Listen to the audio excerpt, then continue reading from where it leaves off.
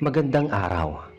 Gusto ko pong ibahagi sa inyo ang isang kwento na nangyari talaga sa amin dito sa aming baryo sa Hilagang Mindanao noong taong 1981. Siguro po maririnig nyo dito ang mga pangyayari na talagang nakakakilabot. Alam po ninyo si Kapitan Dumog, siya po yung kapitan ng aming barangay noon. Marami po sa amin ang bumabatiko sa kanya. Tinatawag siyang basagulerong takaw gulo kasi mahilig siyang makialam sa problema at di takot makipag-away. Pero sa kabila ng lahat, may busilak siyang puso. Siya po yung tipo ng tao na kapag may kapahamakan, unang lalapit at haharapin ang panganib. Nung gabing yun, kasabay po ni Kapitan Dumog sina Jan, Pedring, Andrea at Lumen. Nasa tabing ilog kami, nagpapahinga matapos ang isang mahabang araw ng paminsang patrol sa baryo. Bigla naramdaman namin yung lamig ng hangin, parang may dumaan sa tabi namin. Si Kapitan Dumog ang unang nakapansin. Jan, Pedring, tahimik kayo. May nararamdaman akong mali eh. Wika niya habang nakatingin sa dilima. Ano po yun, Kap? Parang may boses ba sa ulap? Sagot ni Jan na halatang kinakabahan. Pero wala po yan, siguro po hangin lang. Dagdag ni Pedring pero kitang kita ang kaba sa kanyang muka. Hindi nagtagal, nakita namin ang anino sa gilid ng ilog. Mabilis siyang gumalaw at halos hindi namin maunawaan kung ano siya. Ngunit si Kapitan Dumog hindi natakot. Agad siyang tumayo, humarap sa naturang figura. Lumabas ka! Huwag mong guguluhin ang aming baryo! Sigaw ni Kapitan Dumog. At doon nagsimula ang gulo. Ang aswang ay nagpakita ng totoong anyo. Maliit, manipis, may malaking mata at mabilis na kumilos. Saka po namin naisip, ito na ang mga nilalang na kinatatakutan na ng mga matatanda sa baryo. Si Andrea at Lumen po ay sobrang natakot. Tumakbo sila papunta sa bahay ni Lumen, pero si Kapitan Dumog, Jan at Pedring ay nanatili. Alam ni Kapitan Dumog ang kailangan nilang gawin. Jan, Pedring, kunin niyo ang sigarilyo at asin. Andrea, Lumen, dumikit kayo sa akin. Huwag kayong lalapit sa ilog. Utos niya. Nang gabing yun, unang pagkakataon namin nakita si Kapitan Dumog na ginamit ang kanyang mga alam sa albularyo para harapin ng mga aswang. Hindi po siya nagdala ng baril o kutsilyo man lang. May mga ritual siya at mga bagay na tinatawag niyang anting-anting para depensahan ang sarili at ang baryo. Habang papalapit ang aswang, si Kapitan Dumog ay naglatag ng asin sa paligid ng isang punong kahoy. Binanggit niya ang mga salita sa lumang dila na hindi namin maintindihan, pero ramdam namin na may kapangyarihan ng ginagawa niya. Lumabas ka dyan, aswang! Sigaw niya at sabay niyang hinagis ang mga abo na may halong bawang. May isang aswang na naroon na biglang sumigaw at tumakbo palayo. Hindi na sila makakapasok dito. Pero maganda tayo. Marami pang darating. Sabi ni Kapitan. Sa gabing yun, natutunan naming lahat kung gaano katapang si Kapitan Dumog. Kahit maraming tao ang tinatawag siyang laging gulo ang hinahanap. Sa katotohanan, siya ang nagprotekta sa baryo laban sa mga nilalang na walang pakundangan sa buhay ng tao. Kinabukasan, nagising kami na parang wala pang nangyari, pero ramdam namin na may kakaibang nangyari sa baryo. Ang mga hayop sa paligid ay tahimik, halos walang huni, at ang hangin ay malamig kahit araw na. Si Kapitan Dumog ang unang lumabas ng bahay at tinignan ang paligid. Jan, Pedring, halika kayo dito. Tingnan natin kung may naiwan pa sa gubat kagabi. Utos niya. Si Jan at Pedring ay sumunod habang hawak ang mga kahoy at ilang kagamitan na pandepensa. Si Andrea at Lumen ay nananatili sa bahay. Pero patuloy na nakatingin sa labas, halatang natatakot pa rin. Pagdating nila sa gilid ng gubat, nakita nila ang mga bakas ng paa. Hindi ordinaryo, parang mga paa ng tao pero mas mahaba at mas manipis. Kap, ang mga bakas na to, hindi po yan normal ah. Sabi ni Jana.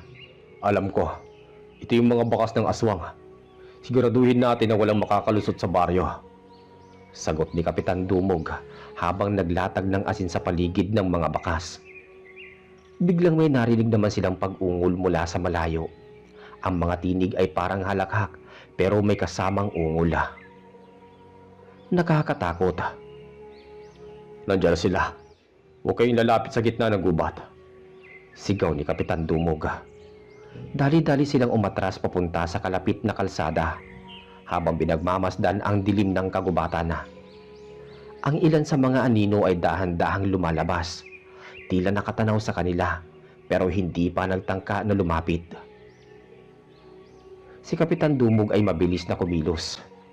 Jan, Pidring, kunin yung mga kahoy at salakayin natin sila bago sila makapasok sa baryo. Si Andrea at Lumen, sinabihan niya nga, Ilapit niyo ang tubig at bawang sa pintuan. Kung may lalapit na aswang, pipigilan natin. Habang ginagawa nila yon, may isang malaking anino na biglang sumulpot mula sa likod ng puno.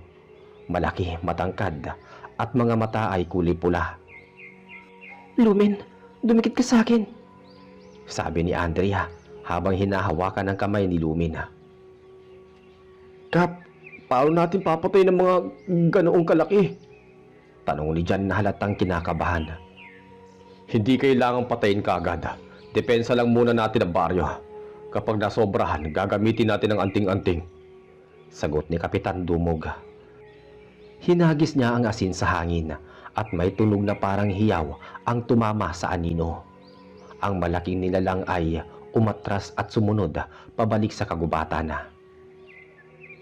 Magtago muna tayo sa bahay at maganda sa gabi. Hindi pa sila tapos.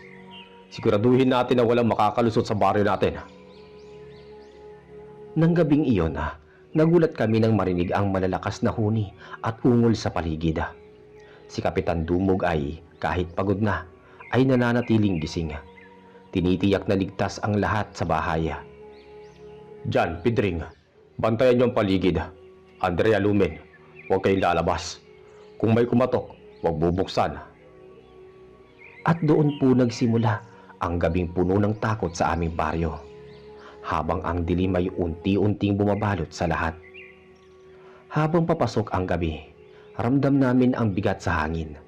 Tahimik na tahimik ang baryo, pero alam namin na may nakamasid sa bawat sulok. Si Kapitan Dumog ay tumayo sa harap ng bahay ni Lumen.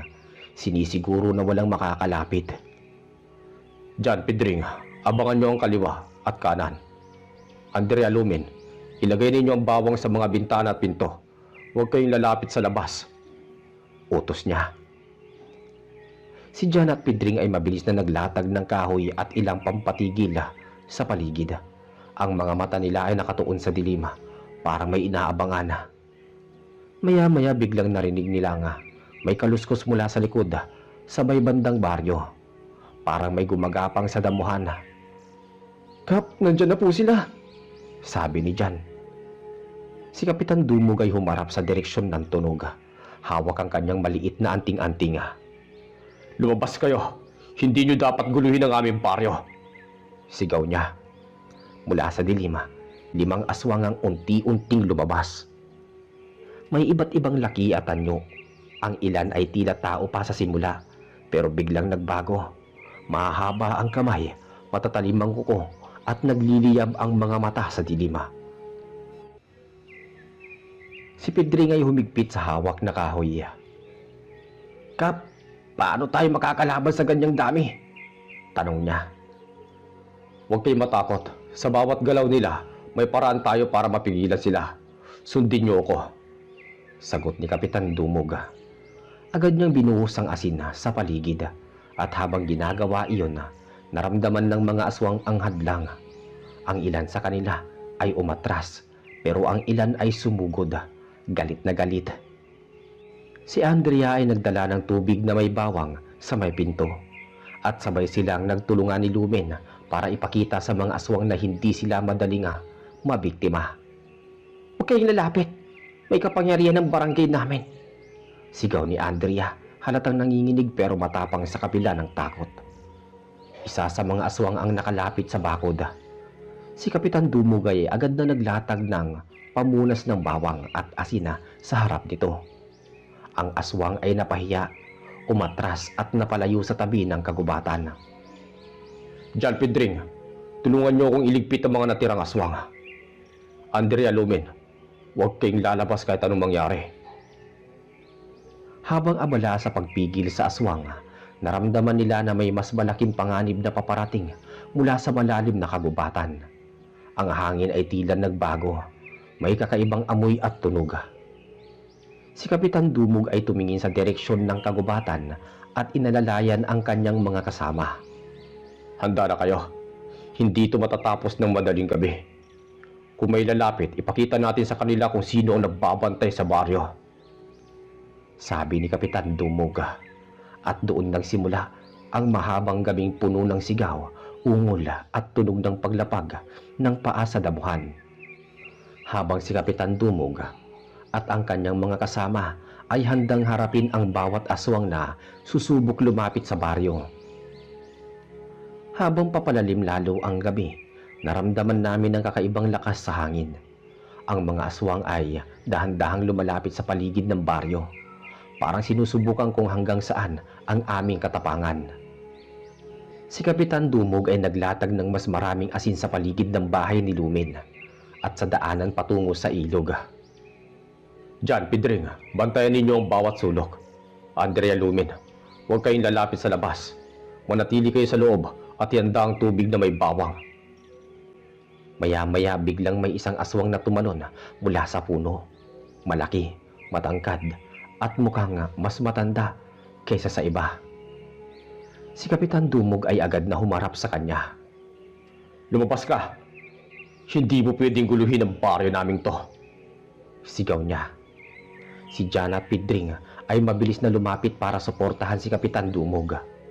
Humagi sila ng kahoy at tinutulungan siyang mapigilan ng aswang. Kap, mabilis po ang galaw niya.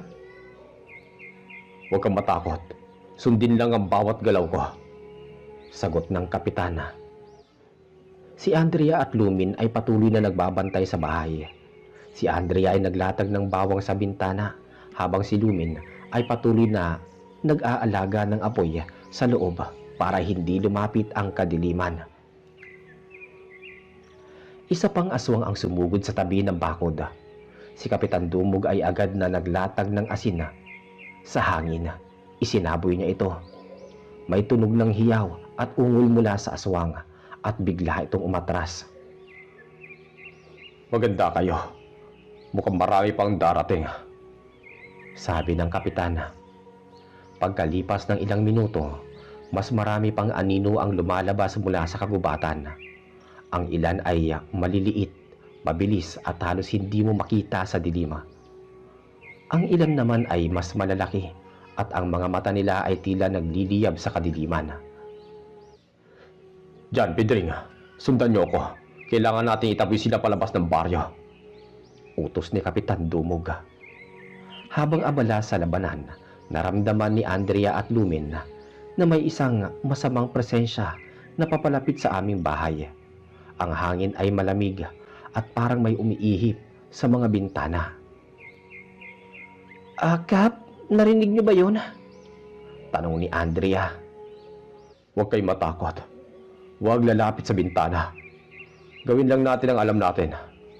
Sagot ng kapitan habang pinagmamasdan ang buong paligid. Ang mga aswang ay patuloy na sumunod sa baryo. Ngunit sa bawat galaw nila ay pinipigilan ng asin, bawang at ng ritual ni Kapitan Dumog.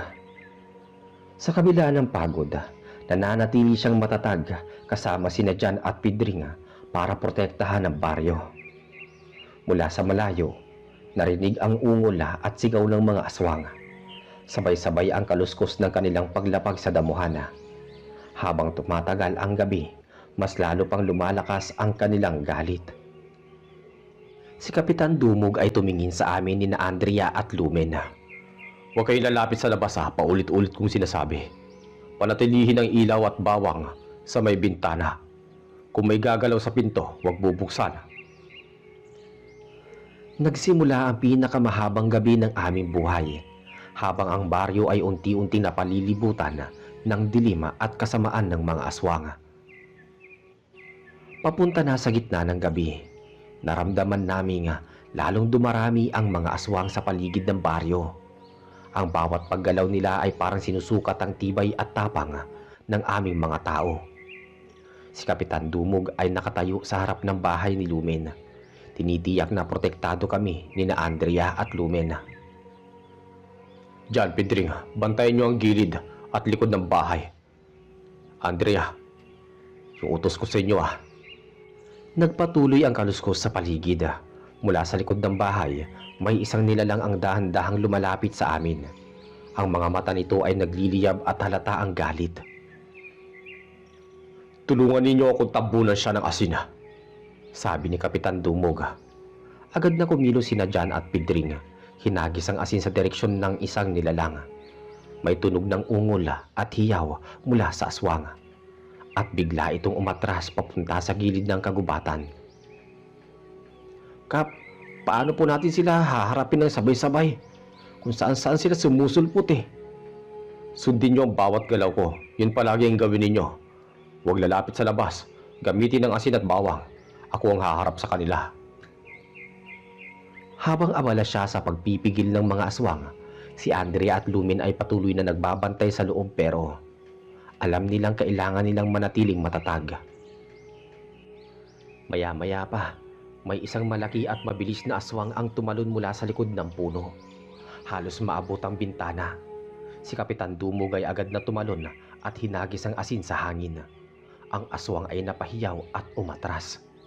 Huwag kayo matakot. Sigaw niya. At maya-maya doon na nagsimula ang gabi na puno ng sigaw, ungol at kaluskos ng paglapag sa may damuhan. Habang si Kapitan Dumog at ang kanyang mga kasama ay patuloy na nakikipaglaban para sa kaligtasan ng baryo. Si Kapitan Dumog ay nakatayo sa harap ng pintuan ni Lumen. Hawak ang kanyang anting-anting, sabay hawi ng hangin na may asin at bawang. Bantayan ninyo ang bawat gilid. Sabi niya. Biglang may isang malaking anino na sumunod sa bakod. Ang katawan nito ay tila sumasayaw sa kadiliman at ang mga mata ay nagliliyab. Masyado maligsi ang kalaban, Kap. Huwag kayong matakot. Tulad ng sinabi ko, sundan nyo lang ang galaw ko. Ang aswang ay napahiya at umatras, pero halos hindi nagtagal ay may isa pang mas maliit at mabilis na sumugod sa bintana. Si Andrea ay napalapit sa kanya, pero si Lumen ay mabilis na humawak sa kanyang braso. Huwag ka lalapit, Andrea. Kap, tulungan mo kami. Sigaw ni Lumen. Si Kapitan Dumog ay mabilis na kumilos. Pinaghalong asin at bawang ang kanyang hinagi sa bintana. Ang aswang ay sumigaw at bigla itong tumakbo pabalik sa kadiliman. Habang tumatagal ang gabi, lalong dumadami at mas lalong naging agresibo ang mga aswang. Mula sa kagubatan at ilog, halos bawat sulok ng baryo ay pinagmamasdan nila. Maya-maya biglang may isang malaking aswang ulit ang tumalon mula sa puno. Malapit sa bahay, ang katawan nito ay mabilis kumilos at parang sinusubukang abutin ang bintana. Subalit agad itong sinalubong ni Kapitan Dumog at sinapak sa pagmumuka at halos lumaylay ang panga nito. Dahil sa kanyang ginawa, tumakbo ang nilalang na nag-aagaw buhay. Lumipas ang ilang oras at parang hindi nauubos ang lakas ng mga aswang. Habang nakatayo sa harap ng bahay ni Lumen, si Kapitan Dumog ay napapansin ang kakaibang kilos mula sa gilid ng bakod. Ang ilang anino ay dahan-dahang gumagalaw patungo sa likod ng bahay, tila sinusubukang palusutin at pasukin ang depensa. John Pedring, talasan yung mga mata ninyo. Agad na tumakbo sina John at Pedring sa may bakod, hawak ang kahoy at ilang pampatigil. Ang isa sa mga aswang, maliit at mabilis, ay tumalon papunta sa likod ng bodega. Si Kapitan Dumog ay mabilis na humarap. Hinagis ang asin at binanggit ang lumang ritual. Ang aswang ay napahiya at umatras. Ngunit maya-maya pa, Naramdaman namin na may mas matinding laban na paparating bago magbukang liwaywaya. Mas mapanganib at mas agresibo kaysa sa lahat ng naranasan namin ngayong gabi. Sa pinakamadilim na pakikipaglaban, naramdaman ni Kapitan Dumog ang pinakamalakas na presensya ng kasamaan sa kagubatan. Ang tatlong malalaking aswang na sumugod kanina ay muling nagpakita. Sabay-sabay na humahabol papunta sa bakod. Jan, Pedring, hawakan ninyo ang mga kahoy. Huwag niyong hayaan silang makalapit sa bahay. Sigaw ni Kapitan Dumog. Maya-maya pa, naging abala na si Kapitan Dumog sa pagdepensa at pakikipaglaban sa mga halimaw. Matapos ang halos 2 oras na tuloy-tuloy na laban, unti-unti ang mga aswang ay nagsimulang umatras, nagtatakbuhan pabalik sa kagubatan at ilog. Ang gabi ay unti-unting humupa at ang katahimikan ay bumalik sa baryo. Si Kapitan Dumog ay huminga ng malalim, pawis at dumi ang katawan, ngunit nananatiling matatag. Jan, Pedring, siguraduhin mo lang nagtatago sa paligid. Andrea, Lumen, lumabas na kayo. Ligtas na tayo. Sabi niya habang tinutulungan silang lumabas ng bahay. Ang baryo ay tahimik na, ngunit ang takot at alaala ng gabing yon ay ramdam pa rin namin. Sa kabila ng lahat, si Kapitan Dumog, ang basagolero ng baryo, ay pinatunayan ng kanyang tapang at busilak na puso. Siya ang nagligtas sa baryo laban sa kasamaan, at ang bawat tao ay nakaramdam ng ginhawa at pasasalamat. Sa liwanag ng madaling araw, nakita naming naglakad ang mga tao sa paligid ng bakuran. Naglinis at nagpasalamat kay Kapitan Dumog. Sina Andrea at Lumen ay nakangiti na rin, bagamat pagod at ramdam ang kapayapaan sa baryo. Ang gabi ay nagtapos at ang panganib ng mga aswang ay pansamantalang napigilan. Ang pangalan ni Kapitan Dumog ay nanatili sa alaala ng bawat tao sa baryo. Hindi bilang takaw gulo, kundi bilang isang lider, tunay na tagapagtanggol ng kanilang bawat tahanan.